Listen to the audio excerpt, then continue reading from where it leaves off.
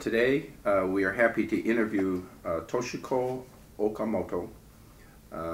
This is May 14th, 2011, in her home in Seattle, Washington. This is Paul Watanabe for the Institute for Asian American Studies.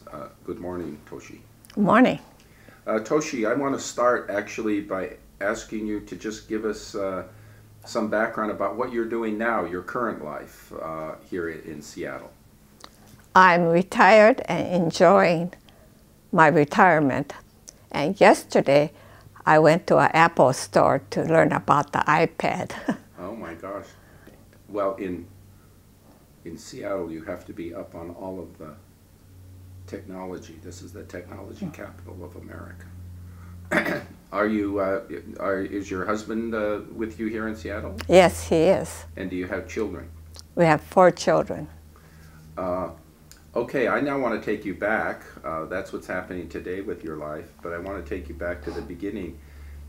If you can give us some background about your parents and your siblings, where were you born? I was born in Seattle, Washington, and my parents had a laundry at first, and then when my father didn't feel well, he thought that he'll change to a hotel. Just lease a hotel because he was East Bay and couldn't own property. So we bought a small hotel in a skid road of Seattle on 2nd Avenue. And I grew up there. Did you have any siblings? Yes, I had two sisters in Seattle. And your mother was a homemaker? My mother helped my father at the hotel and in the laundry. I wonder if you can give us some information about growing up in Seattle, about going to school here, the neighborhood that you lived in. It was called a skid road, and it's close to Smith Tower, where it is now. And across the street was a Furia grocery store. It was mostly like a Japan town. And most of your kids that you played with, were they mostly Japanese or were they mixed? They were almost all Japanese. And these Japanese families had either laundry or running a hotel or a little store. So you went to school in Seattle straight through to high school, I assume? Yes. What I want to do now is ask you a little bit about prior to the start of the war, and then when the war started in December. Do you remember back then what you and your family were doing, and do you have any recollections about the start of the war in '41?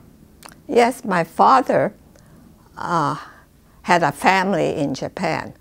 He had his mother and father and grandmother and one daughter that they left in Japan. So as soon as we were old enough, he wanted to go back, take us all back to Japan. And we were either sophomore or junior in high school. And we asked him to wait until I graduated in '42. And he says, okay, then, you know, he'll wait one more year and we'll all go back to Japan because they're all waiting for us.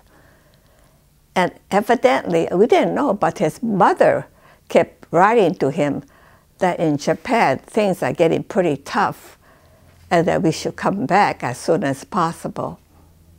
But my sister was a year younger, so he said, wait. So he said he'll wait one more year. So it sounds like this is about the time when the war started, before the family had actually left. Do you have any memories about when the war itself started in December? It was Sunday morning, and we were at church, and somebody told us that Japan bombed Pearl Harbor, and we didn't know where Pearl Harbor was. And so you were living in the Japanese community. Was there any sort of fear or panic, or did they quite understand what the the consequences of this might be? My father, I think, and those Issei knew the consequences. You know. So soon after this, a few months later, the evacuation order was issued. It was quite a bit later because wasn't that about springtime? Yes, it was. So do you remember when the evacuation order came down, how you and your family and the community responded? My father was ill and in the hospital, and he had one kidney removed. So my mother, with the three of us girls, told me to quit school or take some time off from school so to help her with the hotel. So I kind of helped her with the hotel. And I was so busy. Mm-hmm. So when the evacuation order came, do you remember how your family responded? You know, that Issei always did what the government told them. So we, well, first we had to put blackout curtains in all the windows. And when we were finally told to evacuate, we knew we had to evacuate because the Bainbridge Island people went about a few weeks before us, and we were living by the waterfront. So we knew that we probably would be the next group. And so when they told us that we could take one suitcase each, my parents got everything ready. Like they had the kori, the old-fashioned one, and we all had small suitcases that we filled. We left everything else at the hotel. And the hotel, they sold it to a Chinese family for $50. Really? Wow. And that was the last that your family had anything to do with the hotel then? Mm-hmm. Oh. So what was the next destination? So the evacuation order came and your family evacuated to where? To Puyallup. But you know, I can't remember how we got to the bus from where our hotel was, because it was quite a ways where we were supposed to meet the bus. So I don't know if the government sent out trucks to pick us up or what. You remember what life was like at the Assembly Center? It was one room, and grass was coming up through the boards because it was laid right on the dirt. So, and one pot-belly stove. So you were kind of a high school senior, junior around this time? No, the high school told us that we could quit at right. March or April. Okay. And so we went, and then while we were at camp, they gave us our diploma in the grandstand. From your previous high school? Mm-hmm. Even though we didn't finish. How long did you stay at the Assembly Center? Until the fall. And in the fall, what happened? We were told that to get on the train, and then we were told to go to another camp. And we didn't know where the camp was because, you know, all the time during on the train, we had to keep our blinds closed. I think it was, we left in the morning, and it was all night long, and the next day, they told us we were there. Do you remember what your impressions or feelings were like when you finally arrived at what ended up being Minidoka? It was, I don't know. My mother was not too well, so they put us not with our group that was in camp, but with another group. And so the camp was not too far from the school. And each barrack had, let's see, five or six. And we were right in the middle, because our family of 5 was in the middle.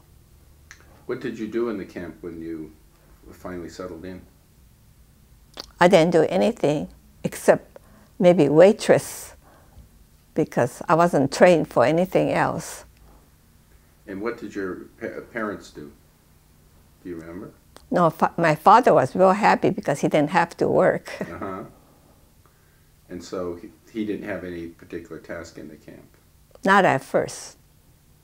So when you were in camp, did you feel sort of safe, or were you fearful, or so the war had started by this time?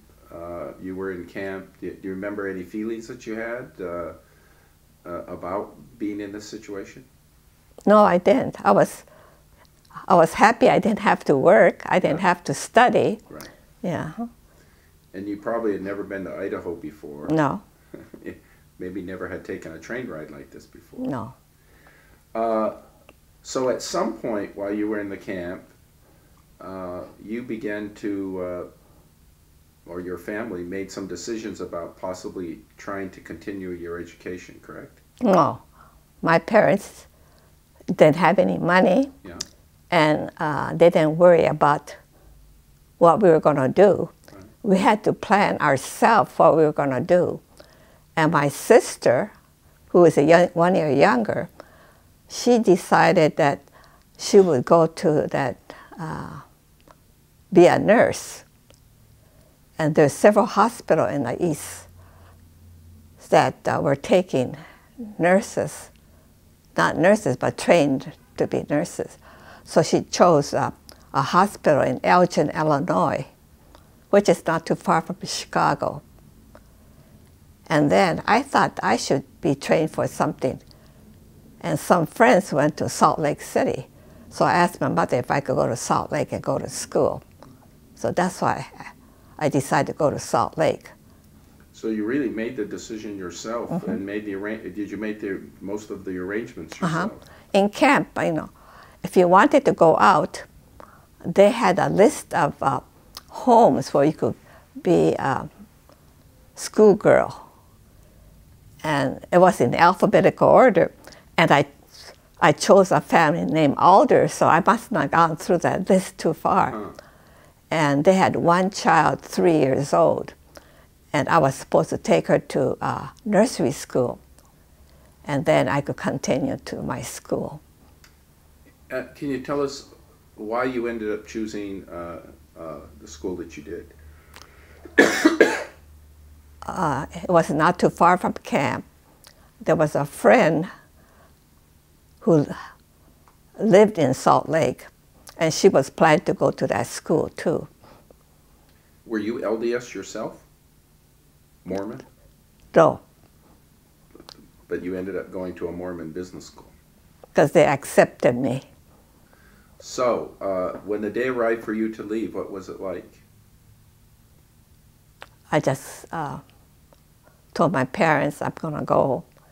And then there was a bus that took me to Twin Falls. And from Twin Falls, I took a Greyhound bus. So wasn't this a kind of a pretty brave thing to do, all by yourself? People asked me that, but there was nothing else you could do. So you took this ride from Idaho to Salt Lake City. So you arrived in Salt Lake City. What did you do? I took a taxi cab to that place.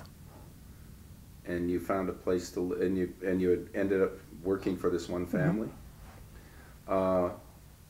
Did they seem at all surprised to have a Japanese American woman working for them, or that was pretty ordinary to them?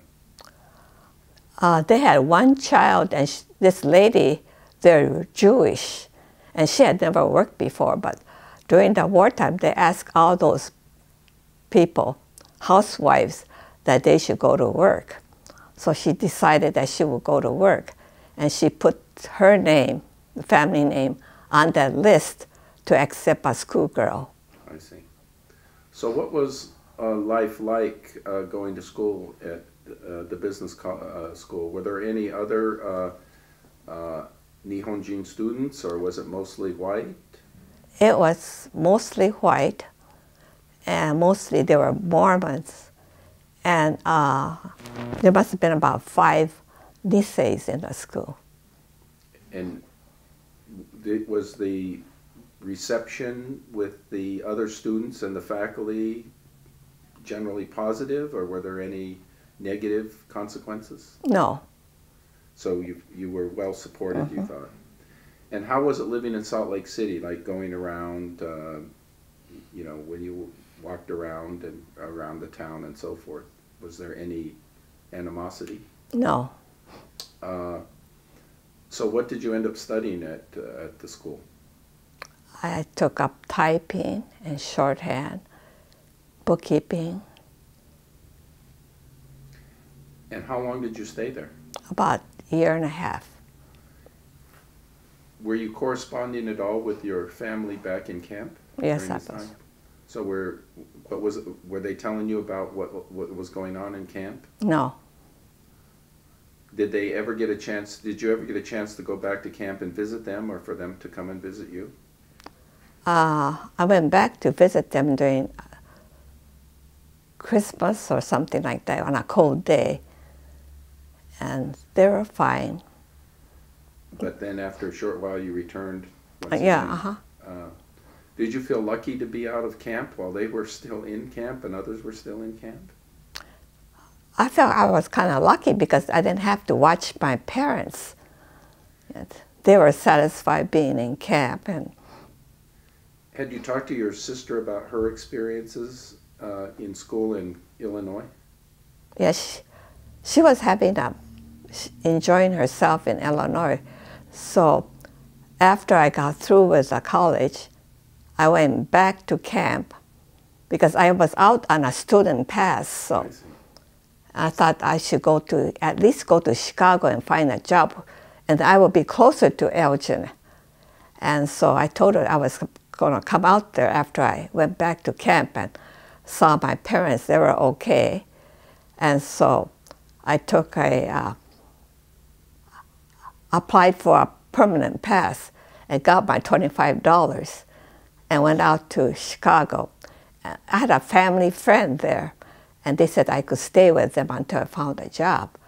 So while I was in Chicago, I went to Elgin, Illinois to see my sister. And as I was walking down the hallway, looking at all the things, they thought that I came to join them, become a nurse too. And I said, no, I don't want to be a nurse. I'm a secretary, a business graduate. And they said, oh, they need somebody in their business office, medical records. And I said, I don't know anything about medicine, but they said they would train me. So I thought, gee whiz, I could be in Elgin, have room and board, and work at the hospital. That's what I did. So this trip gave you an opportunity to ultimately find your first employment outside. So you ended up staying and working in the hospital for how long? Well, until my sister got through with her training. And then I wasn't quite through with my training to become a medical record librarian, but I was almost there. So my father's in the meantime, the camp was closing, and he said that he wants all of us to come back to Seattle. And he had leased a hotel, and he has a room ready and everything. And meanwhile, my younger sister, who was a junior high school student, was in Madison, Wisconsin. You know, the camp, I don't see how they could release her to Madison, Wisconsin to go to junior high school. But she was there, and my mother and father write to me in Elgin, Illinois, to watch my sister who's in Madison. Far away. Yeah.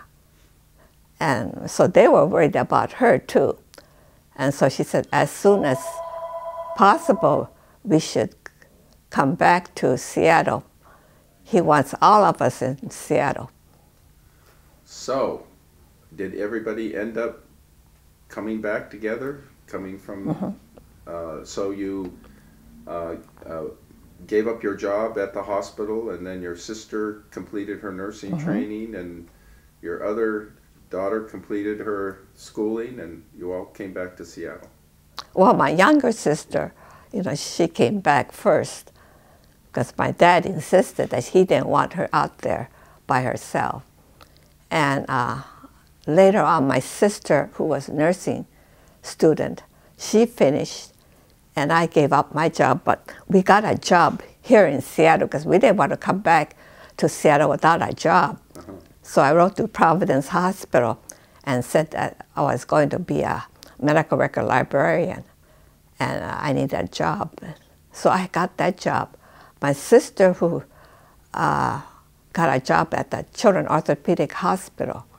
So we had jobs waiting for us when we came back. And then you said your parents, your father had leased a new hotel in a different section of town or similar section as the previous one? It was more downtown. And so he went back and ran that particular business with your mother. How long did that last? I'm curious to know. Might be 5 years. I see. And so you continued after the war to work at in the medical records. So I know this is a long period of time, but kind of what did you do after the war, and then in terms of your work and your family? What did I do? Yeah, what were you doing? So you worked there, and then did you, at some point I would guess that you got married and began to raise a family? Well, it's quite a bit later because Tosh was in Europe, and then he came back to Seattle. Did you marry him before? Okay. I know that your husband was in the military during the war, correct?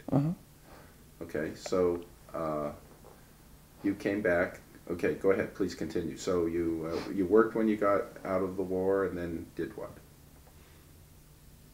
I kept on working at the hospital, and I got my medical record librarian degree at Providence Hospital.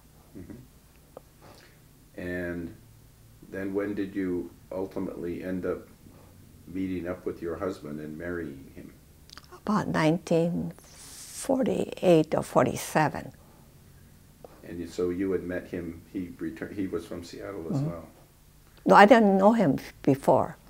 Okay, and then you started your family?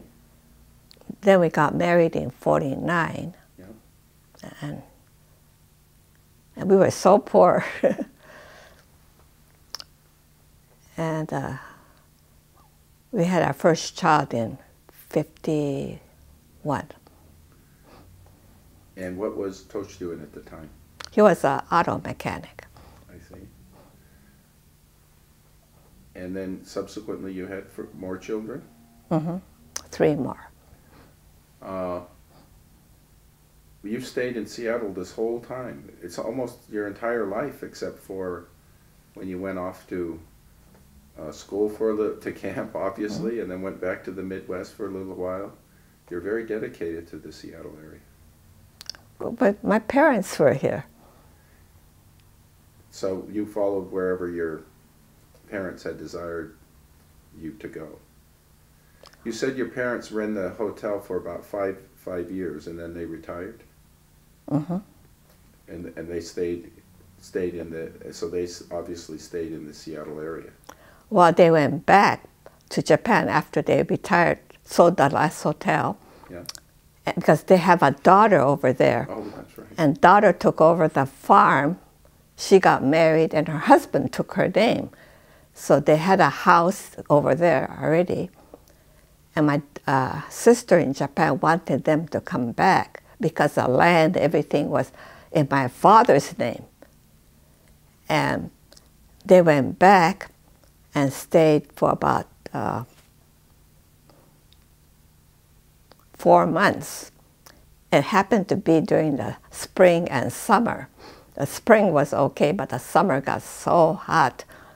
So one day they said they're coming back.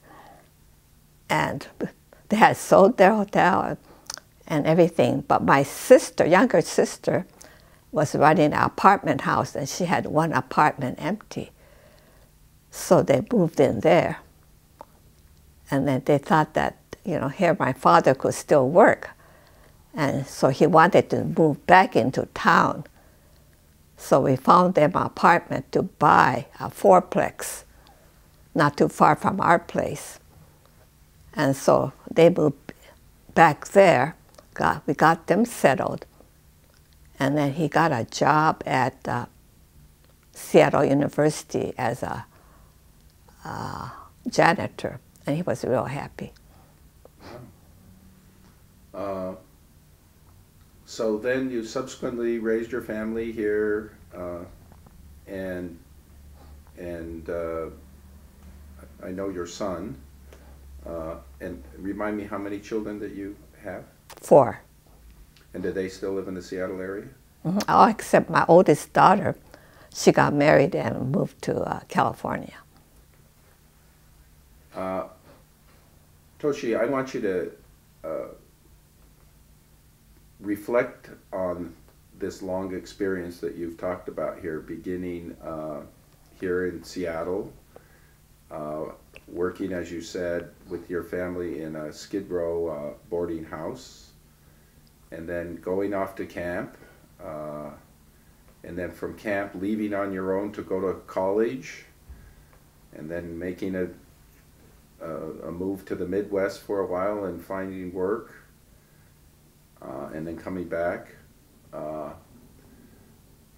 I mean, I know you think that this story is pretty matter of fact, but I would guess that most people listening to the story are saying, this is actually an amazing story. This family who was placed in first assembly center and then the concentration camp in Minidoka, having to, you know, get permission to leave to go to college during the war, and all of that you've done personally. So when you reflect back on this, has it taught you any lessons about your own life? Did you learn it? What have you learned from this experience? I'm gonna blow my nose.